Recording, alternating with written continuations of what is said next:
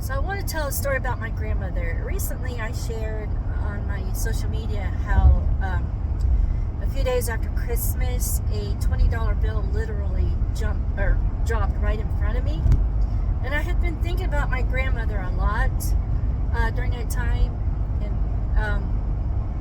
and I just thought about her again when that $20 bill dropped. Anyway, the story about my grandmother is. So back in my single years, I would go out to my mother and her husband's house, and this was before their son moved away with his then family. And my mother spent a ton of money on her son and his family, and so every Christmas it was, watching them open all these nice, expensive gifts, while I sat back and came away empty-handed every year. I never forgot anybody, even though I don't like mother's son. I don't have a relationship with him for good reason. I still always gave him a gift. I gave everybody a gift. My grandmother lived across the street from my mother and her husband, and she would come over too with small gifts for everybody. She didn't have a ton of money, but she was she gave what she could. And usually for me, it was something that was handmade, and I always appreciated that because it was from her. So one Christmas, I went over there, and after watching everybody open their gifts, and I was there, and I had everybody open my gifts too, and I was sitting there, and Marvin, my mother's husband, said, "You didn't get anything?" I was like, "No." And some others like, "Oh, here's something here for you." It was a big box. I opened it, and it was this stuffed Gerber lamb. Now, every year at Christmas, my mother would ask me, "What would you like for Christmas?" I was a single person, living on my own, working a full-time job, putting myself through school. I always asked for practical things, like maybe a new set of drinking glasses, a tool set, something that I could use for my condo, because I couldn't afford to buy a whole lot of stuff for myself at the time. And so every year it's the same thing. Everybody else got these nice expensive gifts, electronics, game systems, and I got nothing. And if I got something, it was something that was useless. I really had no use for it. But I still appreciate it. I would take it home and keep it because it came from my mother. I didn't know what else to do with it. So the following Christmas, I went over there again. Same thing like usual. And by this point, actually, even throughout my childhood, I never expected much because I was always treated second class compared to their son. So I was just used to not expecting anything. And so again, Marvin's like, "Hey, you didn't get anything?" And I was like, "No." I'm thinking, what else is new?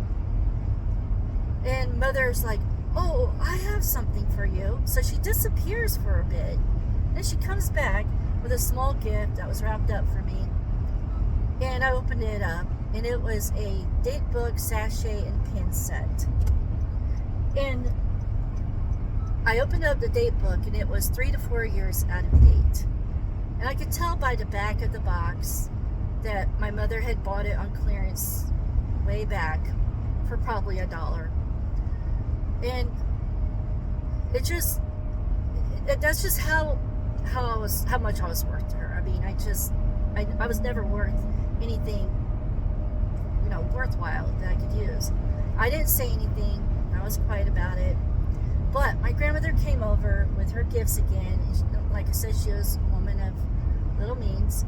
But she handed everybody their gifts, including my niece and nephew and Ken, my mother's son, everybody. And then she handed me my gift, and she handed me a card and whispered in my ear, "I see what's going on. Please don't open this till you get home." So when I left there, I opened that card, and there was a $20 bill inside that card. And that was a lot for my grandmother. And I took that $20 bill home and I put it in my jewelry box, and it stayed in my jewelry box for years. It was still in my jewelry box even after I got married. And every time I opened that jewelry box, it was a reminder of how I was seen and validated by my grandmother. She saw how I was being treated. And so anyway, my birthday is February, and I went back to my mother's house, and it actually ended up being on my birthday on the weekend.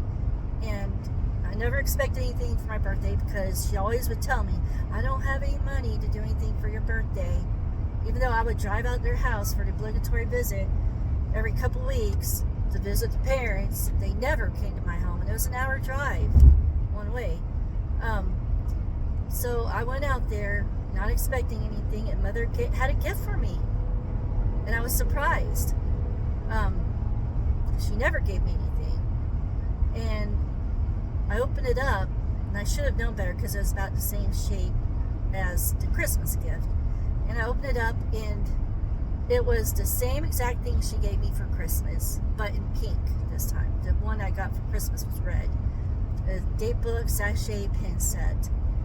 And I said to Mother, I was like, you gave me one of these for Christmas. And her response was, oh, I did? Well, I'm sorry, I forgot. And when I left there, I was torn about what I should do because I was tired of being hurt and feeling like I was second class to them. Here I was working, supporting myself, and her son, his wife, couldn't even keep jobs. My mother paid their rent, bought their vehicles, paid everything for them. She supported them. She supported her son all his life and bailed him out of all kinds of trouble all the time. So anyway, I left there, and I was like, they're not going to hurt me anymore. And I decided that day that I was done. I estranged myself from my mother and her husband and everybody else. And that included my grandmother, unfortunately. And the reason, and you know, when I look back, I should have walked away from all of them when I finally moved out of that home. The main reason I didn't is because I didn't want to lose contact with my niece and nephew, because they did mean a lot to me, and my grandmother. But I knew if I walked away, I would have to cut contact with everybody, because I didn't want anybody going back to Mother and Marvin and their son and saying, you know, Aunt Sammy or Sam or whatever did this, said this, or whatever. I didn't want anything to do with them. So I estranged myself for a while, and actually I could have gone forever until months later, Mother showed up on my doorstep. She had been trying to call me for a few weeks, and I wouldn't respond. And so she showed up on my doorstep, and I invited her in. And, you know, she wanted to know what was going on, and that's when I told her, I said, we need to talk. And I talked to her about what she was doing. It was very, very hurtful. And her excuse was, well, I just figured since you were so independent, you didn't need anything. I'll never understand that.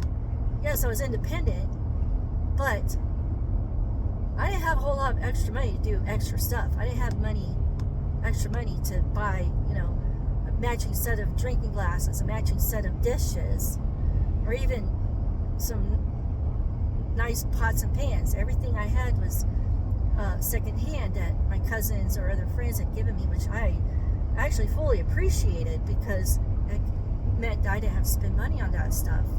It meant a lot to me that I didn't care if they were mismatched, but it meant a lot to me that, you know, they cared enough to think of me to give me those items.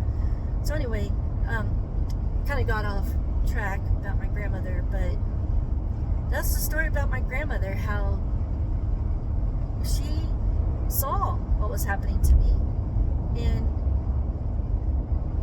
that meant so much to me. And even when I finally put that $20 bill in the bank, that was difficult for me, because just seeing that $20 bill just was a reminder every time I opened up my jewelry box of how much my grandmother really did love me, probably more than her daughter did. So anyway, thanks for listening, and next time.